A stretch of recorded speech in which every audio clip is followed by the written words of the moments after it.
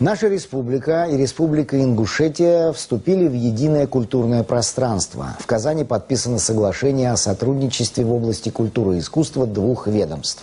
Этот масштабный проект сыграет большую роль в приобщении жителей Татарстана к культуре ингушского народа с ее уникальными обычаями и традициями. Кроме того, татарстанцы познакомятся с историко-культурным наследием Республики Ингушетия. Подробности в материале нашего культурного обозревателя Дмитрия Пивоварова.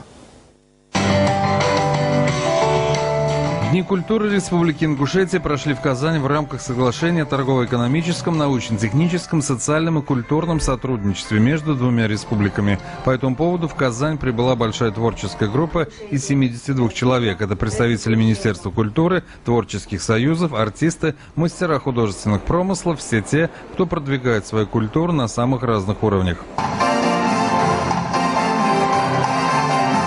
Одним из приоритетных станет передача опыта татарстанских деятелей культуры ингушским творцам. Уже в декабре в столице Ингушетии, Магасе, молодом городе, имеющем свое неповторимое лицо, будут показывать свое мастерство представители культурного сообщества нашей республики. После знакомства с топовыми моментами в жизни Ингушетии, ее туристическим и творческим потенциалом, был определен и первый момент, который станет основой для дальнейшего диалога. Кадров всегда не хватает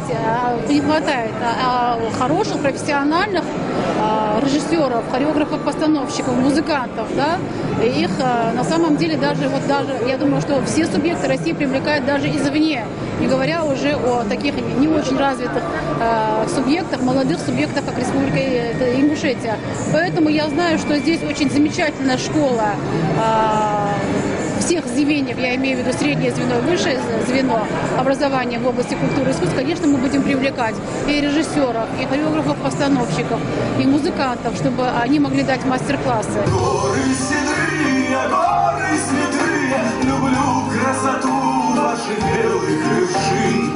В рамках Дней культуры Республики Ингушетия в Татарстане прошли встречи с представителями ингушской диаспоры, проживающей в нашей республике, со студенческой молодежью, подписание соглашения между Национальной библиотекой Ингушетии имени Яндиева и Национальной библиотекой Татарстана, концерт мастеров искусств, а самое главное – живое общение с представителями самобытного и богатого на творческие выражения народа.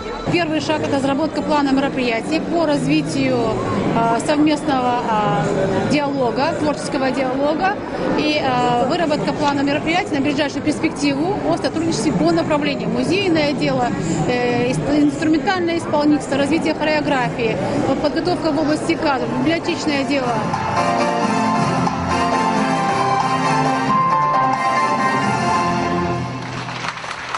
Дмитрий Пивоваров, Роман Пенин, телеканал УПИР.